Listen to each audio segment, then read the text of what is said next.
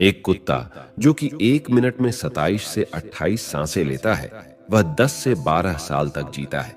वहीं पर एक इंसान 1 मिनट में 16 से 20 सांस लेता है और वह 80 से 100 साल तक जीता है। लेकिन एक कछुआ जो कि 1 मिनट में सिर्फ 5 से 6 बार सांसें लेता है, वह 500 से 600 सालों तक जीता है। इससे स्पष्ट है कि जिस जीव की सांसों की संख्या जितनी कम होती है, वह उतनी ही लंबी आयु तक जी सकता है। इसी चीज को समझकर हमारे पूर्वजों ने सांसों की संख्या को कम और उसकी गहराई को ज्यादा करने के विज्ञान पर काम करना शुरू कर दिया था, क्योंकि वह समझ गए थे कि इंसान को जीने के लिए साल या महीने नहीं, बल्कि एक निश्चित संख्या में सांसें मिलती है और सांसों के लेने की गति को कम करके उम्र को लंबा किया जा सकता है। लेकिन सांसों के धीमा और लंबा होने की यह गति प्राकृतिक रूप से होनी चाहिए। जब हम सांस लेते हैं तो वायु प्रत्यक्ष रूप से हमें 3-4 स्थानों पर ही महसूस होती है: कंठ, हृदय, फेफड़े और पेट। मस्तिष्क में गई हुई वायु का हमें पता ही नहीं चलता। कान और आंख में गई हुई वायु का भी कम ही पता चलता है। श्वसन तंत्र से भीतर गई वायु अनेकों प्रकार से विभाजित हो जाती है, जो अलग अलग क्षेत्र में जाकर अपना अपना कार्य करके पुनः भिन्न रूप में बाहर निकल आती है। यह सब इतनी जल्दी होता है कि हमें इसका पता ही नहीं चल पाता। यदि हम जोर से गहरी सांस लेते हैं तो तेज प्रवाह के साथ शरीर के अंदर बैक्टीरिया नष्ट होने लगते हैं। कोशिकाओं की रोगों से लड़ने की क्षमता भी बढ़ जाती है। बोन मैरो में नए रक्त का निर्माण होने लगता है। आंतों में जमा मल विसर्जित होने लगता है। मस्तिष्क की जागरूकता लौट आती है, जिससे स्मरण शक्ति दुरुस्त हो जाती है। न्यूरॉन की सक्रियता से सोचने समझने की क्षमता पुनः जिंदा हो जाती है। फेफड़ों में भरी हवा से आत्मविश्वास वापस लौट आता है। आजकल अधिकतर लोगों की सांसें उखड़ी और बिखरी हुई रहती है। लोगों को यह पता ही नहीं चलता कि उनकी सांसें किस प्रकार चल रही है। जब क्रोध का भाव उठता है तो सांस बदल जाती है। वहीं पर काम वासना का भाव उठता है, तब भी सांस बदल जाती है। हमारे प्रत्येक भाव और विचार के साथ हमारी सांसें भी बदलती रहती है। इसके साथ हमारे खान पान और रहन सहन से भी यह बदलती रहती है। असल में हमारी सांसों का हमारे मन की स्थिति और हमारी शारीरिक अवस्था से सीधा संबंध होता है। पूरा योग विज्ञान ही सांसों को सही तरीके से लेने पर टिका हुआ है। तो अगर हम सिर्फ अपनी सांसों को सही तरीके से लेना सीख जाते हैं तो हमारा जीवन जादू की तरह बदल जाएगा। आज प्राचीन यौगिक कहानी के माध्यम से हम सांसों को सही तरीके से लेने का तरीका और सांसों के जादुई रहस्य के बारे में विस्तार से जानेंगे। बहुत समय पहले की बात है। एक ऋषि अपने आश्रम में छात्रों को योग, ध्यान और प्राणायाम की शिक्षाएं दिया करते थे। ऋषि खुद भी एक योगी थे। उन्होंने अपने कई वर्ष हिमालय की गुफा में साधना करते हुए बिताए थे, जहां पर उन्होंने बहुत से सूक्ष्म मानवीय आयामों को गहराई से समझा था। और अब वह अपने इसी अनुभव और ज्ञान को शिष्यों के माध्यम से जन समूह तक पहुंचाना चाहते थे। एक दिन रात्रि के भोजन के पश्चात उनके आश्रम का सबसे बुद्धिमान और होनहार छात्र उनके पास आता है। छात्र के चेहरे को देखकर गुरु समझ गए कि उसके मन में कुछ प्रश्न उठ रहे हैं। गुरु के नजदीक पहुंचते ही छात्र ने उन्हें प्रणाम किया और कहा, गुरुदेव, मैं आपसे कुछ प्रश्न पूछना चाहता हूं। गुरु ने मुस्कुराते हुए कहा, मुझे मालूम है, पूछो, क्या प्रश्न है तुम्हारे?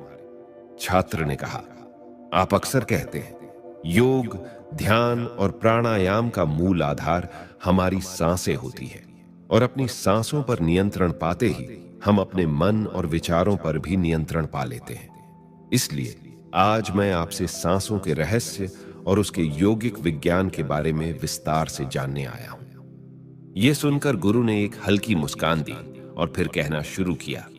गुरु कहते हैं, जैसा हमारा मन होता है, हमारी सांसों की गति भी वैसी ही हो जाती है, या फिर जैसी हमारी सांसें होंगी वैसी ही हमारी मनोदशा हो जाएगी।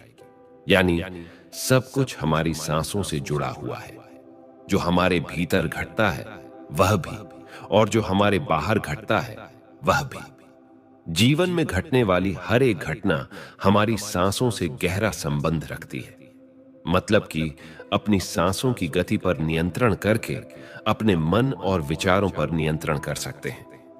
अगर तुम किसी सच्चे योगी या साधक को ध्यान से देखो तो तुम्हें उसके चेहरे पर एक गजब का ठहराव दिखेगा। एक सच्चा योगी बुरी से बुरी परिस्थिति में भी खुद को स्थिर और शांत रख सकता है। एक योगी अपनी भावनाओं को नहीं दबाता, बल्कि वह अपनी सांसों पर नियंत्रण हासिल करता है, और सांसों को नियंत्रित करते ही वह अपने मन पर भी नियंत्रण पा लेता है। जिस आदमी का मन उसके नियंत्रण में होता है, उसके पास उसकी सभी समस्याओं का समाधान होता है। गुरु ने छात्र की तरफ इशारा करते हुए कहा, तुमने कुछ योगियों के बारे में सुना होगा कि वह 150, 200 या फिर 300 सालों तक भी जीवन जीते थे। तो आखिर वह इतने लंबे समय तक खुद को जीवित कैसे रख पाते थे? असल में उनका नियंत्रण अपनी सांसों पर होता था, जिसे प्राण ऊर्जा भी कहते हैं। ऊर्जा हमारे चारों तरफ है। इसे कितनी मात्रा में लेना और छोड़ना है, यह एक योगी अच्छी तरह से जानता है, और वह इस काम पर बहुत हद तक महारत हासिल कर लेता है। इसीलिए वह इस प्राण ऊर्जा का उपयोग अपनी जरूरत के हिसाब से कर सकता है और खुद को दीर्घायु बना सकता है। अगर तुम अपने शरीर को स्वस्थ रखना चाहते हो, सामान्य से अधिक क्षमता चाहते हो, तेज बुद्धि चाहते हो, तो तुम्हें अपनी सांसों को समझना होगा, उन्हें नियंत्रित करना होगा, और उन्हें नियंत्रित करते ही तुम्हारे जीवन में सब कुछ व्यवस्थित हो जाएगा। असल में डर, चिंता और परेशानी जैसी कोई चीज होती नहीं है। सिर्फ हमारे मन और भावनाओं की उपज है, और हमारे मन में भावनाओं को केवल एक ही चीज नियंत्रित कर सकती है, और वह है हमारी सांसें। हमारे अंदर का क्रोध, चिंता, जलन, अहंकार, बदला लेने की भावना, ये सभी हमारी सांसों के हिसाब से ही चलता है। अगर हमारी सांसों पर हमारा नियंत्रण हो तो ये सभी विकार हमारे नियंत्रण में होते हैं। सांस हमारे शरीर और हमारे मन के बीच पुल का काम करती है। अगर हमें अपने मन तक पहुंचना है और उसके विकारों को समझकर उनको दूर करना है, तो हमें अपने सांसों के पुल पर चलना होगा, और हमें अपनी सांसों के जरिए अपने मन तक पहुंचना होगा, क्योंकि यही एकमात्र रास्ता है अपने मन को समझने का। अगर तुमने कभी किसी बच्चे को सोता हुआ देखा हो तो अनुभव किया होगा कि जब वह बच्चा सांस अंदर लेता है तो उसका पेट फूलता है, और जब सांस छोड़ता है तो पेट पिचक जाता है। यानी बच्चा अपने पेट के नीचे नाभि से सांस लेता है, जो कि सांस लेने का सबसे प्राकृतिक और सही तरीका है। अपनी गहरी और लंबी सांस की वजह से बच्चे का मन उत्साहित और हल्का रहता है, और उसका शरीर ज्यादा प्राकृतिक तरीके से काम करता है। तुमने देखा होगा, बच्चा अपने मन में किसी बात को ज्यादा लंबे समय तक नहीं रखता, और ना ही वह किसी से ज्यादा लंबे समय तक गुस्सा रहता है। अगर उसे किसी गलती पर डांट या मार दिया जाए तो वह कुछ समय बाद उसे भी भूलकर अपने खेल में मग्न हो जाता है। बच्चा इतना सरल इसीलिए हो पाता है क्योंकि उसकी सांसें प्राकृतिक रूप से चलती है। यानी नाभि से बच्चे के शरीर को विकास चाहिए। विकास के लिए ज्यादा ऊर्जा, और ज्यादा ऊर्जा के लिए ज्यादा लंबी सांसें चाहिए। इसीलिए प्रकृति ने उसे ज्यादा लंबी सांसें दी है। हालांकि ये लंबी सांसें हर मनुष्य को दी है, लेकिन इंसान ने अपने जीवन में कुछ अप्राकृतिक परिवर्तन कर अपनी सांसों को छोटा कर लिया है। वह पेट की बजाय अपने सीने से सांसों को लेता है। हम जितनी छोटी सांस लेंगे उतनी चिंता और बकवास से भरे रहेंगे। हमारी सांसें जितनी लंबी और गहरी होंगी, हम उतने ही खुश और शांत रहेंगे। गुरुजी ने आगे कहा कि एक आदमी 1 मिनट में 14 से 15 बार सांसें लेता है। सांस का सीधा संबंध हमारी मन की स्थिति और हमारे शारीरिक कंपन से है। अगर 1 मिनट में ली जाने वाली सांसों की संख्या 10 से नीचे आ जाए तो हम अपने आसपास होने वाले कई कंपनों को समझना शुरू कर देंगे। यानी जानवरों की आवाजें हमारे लिए स्पष्ट हो जाएगी। तुमने सुना होगा कि शेर और बाघ जैसे खूंखार जानवर भी कुछ योगियों के सामने आते ही पालतू बिल्ली की तरह व्यवहार करने लगते हैं।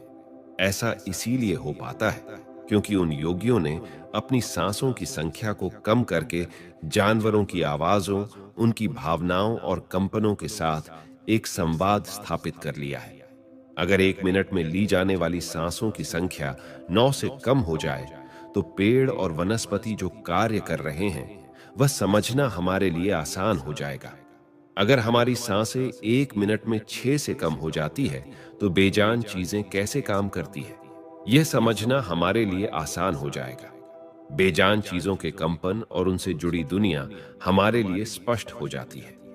दूसरे शब्दों में कहा जाए तो ब्रह्मांड की प्रकृति समझी जा सकती है, और ऐसी स्थिति पर पहुंचकर ही बहुत से योगी और ऋषि मुनि ब्रह्मांड के रहस्यों और उनमें घटने वाली घटनाओं की भविष्यवाणी कर देते हैं। हमारा शरीर जितना स्थिर होगा, हम उतनी ही कम सांसें लेंगे। अगर हम अपने पूरे शरीर को स्थिरता के एक निश्चित स्तर पर ले जाएं और बहुत तेज सांस न लें, तो हमारा बोध बढ़ता चला जाता है। मित्रों, योग विज्ञान के अनुसार एक साधक अपनी सांसों पर नियंत्रण करके ऐसी बहुत सी चीजें कर सकता है जो साधारण इंसान के जीवन से परे है। यौगिक परंपरा में तो यह भी कहा जाता है कि अपनी सांसों को घंटों तक रोककर एक आदमी एक नए मानवीय आयामों का अनुभव कर सकता है। ऐसी बहुत सी बीमारियां जो जानलेवा हो सकती हैं या जिनका कोई इलाज नहीं है, उन्हें केवल अपने मन और दिमाग पर नियंत्रण रखकर ठीक किया जा सकता है। अपनी सांसों पर नियंत्रण करके व्यक्ति एक ऐसी मानसिक स्थिति तक पहुंच सकता है जहां जीवन में आने वाले उतार चढ़ाव उसे परेशान नहीं कर सकेंगे। कुछ लोगों को यह सब बातें कहानी लग सकती है, क्योंकि आम तौर पर लोग ऐसा नहीं करते हैं और कोई भी चीज जिस पर उन्हें यकीन नहीं होता, उसे अंधविश्वास कहकर नकार दिया जाता है। लेकिन पुरानी यौगिक परंपराओं का पालन करने वाले लोग ऐसी बातों का दावा करते हैं। उन्हीं लोगों में से एक है स्वामी रामा। स्वामी रामा हिमालय की गुफाओं में रहा करते थे। उन्होंने बचपन से ही योग की प्रणालियों का अभ्यास शुरू कर दिया था। 1970 में स्वामी रामा एक अमेरिकन रिसर्च लेबोरेटरी में गए। जब उन्होंने अपनी सांसों पर नियंत्रण करके अपने दिमाग और मन पर जब चाहे जितने समय के लिए अपनी सांस, ब्रेन वेव्स, हृदय की धड़कन और शरीर में बहने वाले खून को रोक दिया, तब लेबोरेटरी में मौजूद डॉक्टर्स ने स्वामी रामा के शरीर पर रिसर्च की और उन्हें मृत घोषित कर दिया। लेकिन इस अवस्था में भी स्वामी रामा सब कुछ महसूस कर सकते थे। यह देखकर वहां मौजूद रिसर्चर्स की टीम दंग रह गई थी। साथ ही स्वामी रामा अपने शरीर में अपनी मर्जी से ट्यूमर की ग्रोथ को घटा और बढ़ा भी सकते थे। रिसर्चर्स की जिस टीम को हिमालयन योगियों के सारे दावे अंधविश्वास और पाखंड से भरे लगते थे, वह अचानक से उन्हें इनर साइंस प्रतीत होने लगे थे। एक भीतरी विज्ञान जो साधारण मनुष्य की कल्पना से भी परे है। सांसों को ध्यानपूर्वक लेना यह एक प्राचीन यौगिक टेक्निक है। एक योगी जब अपनी सांसों पर नियंत्रण हासिल कर लेता है, वह जब चाहे तब अपनी सांसों को रोक सकता है। स्वामी रामा के अनुसार अगर आप अपनी सांसों को समझ गए, तो आपके शरीर में होने वाली वो बीमारियां जिनका इलाज आज मेडिकल साइंस के पास भी नहीं है, सांसों के माध्यम से उन्हें भी ठीक किया जा सकता है। श्वास के गूढ़ रहस्यों को समझाने के लिए बाद में स्वामी रामा ने अपने कुछ साथियों के साथ मिलकर एक किताब लिखी है जिसका नाम है साइंस ऑफ ब्रीथ। गुरु ने आगे कहा, जब सांस विचलित होती है तो मन भी अस्थिर हो जाता है, लेकिन जब सांसें शांत होती है तो मन स्थिर हो जाता है और योगी दीर्घायु हो जाता है। इसीलिए हमें अपने स्वास्थ्य पर नियंत्रण करना सीखना चाहिए। गुरु ने शिष्य की आंखों में देखते हुए कहा, तुम्हें क्या लगता है, क्या तुम जितनी लंबी सांस अंदर लेते हो उतनी ही लंबी सांस बाहर भी निकालते हो? नहीं, सामान्य स्थिति में हम जो सांस अंदर लेते हैं उसकी लंबाई 10 अंगुल होती है और सांस बाहर निकालते समय इसकी लंबाई 12 अंगुल हो जाती है। यहां 1 अंगुल का मतलब 1 अंगुली मोटाई से है। हमारी रोजमर्रा की जिंदगी में कुछ काम ऐसे होते हैं जिन्हें करते समय जितनी लंबी सांस अंदर जाती है उससे कई गुना ज्यादा लंबी सांस बाहर निकल जाती है। भोजन करते समय बाहर निकलने वाली सांसों की लंबाई 16 से 17 अंगुल होती है। तेज चलते समय सांसों लंबाई 22 से 24 अंगुल हो जाती है। दौड़ते समय निकलने वाली सांसों की लंबाई 45 से 50 अंगुल तक पहुंच जाती है। संभोग करते समय 50 से 60 अंगुल तक पहुंच जाती है। सोते समय नींद में बाहर निकलने वाली सांसों की लंबाई 60 से 70 अंगुल तक पहुंच जाती है।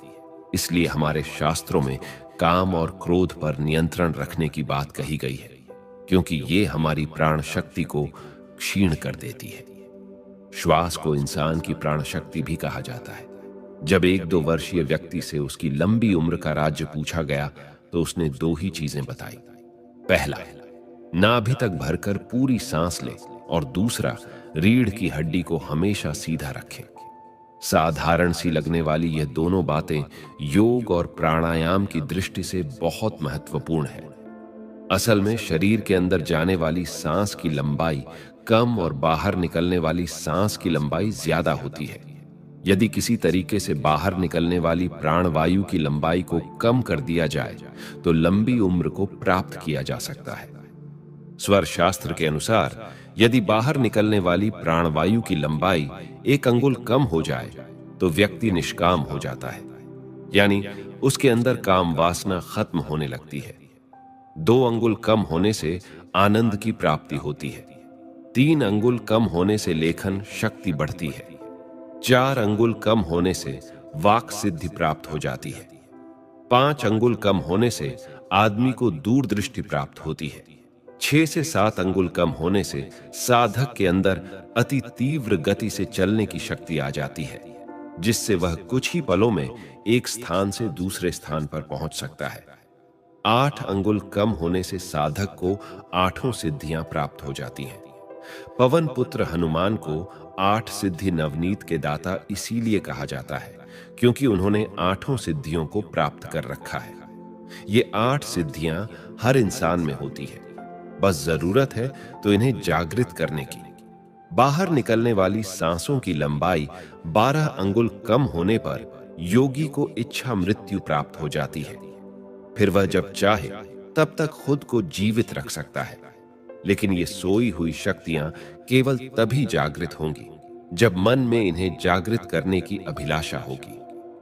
क्योंकि मन का स्थूल रूप श्वास है, यानी सांस है, इसीलिए सबसे पहले सांसों पर नियंत्रण करना होता है, तभी मनुष्य को सारी शक्तियां प्राप्त होती हैं।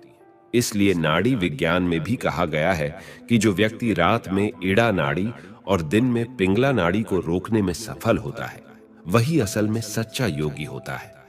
मित्रों, आज का हमारा यह प्रस्तुति यहीं समाप्त होता है।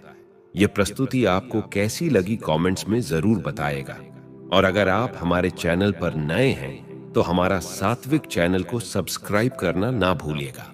तो मिलते हैं अगली वीडियो में, तब तक अपना ख्याल रखें। धन्यवाद।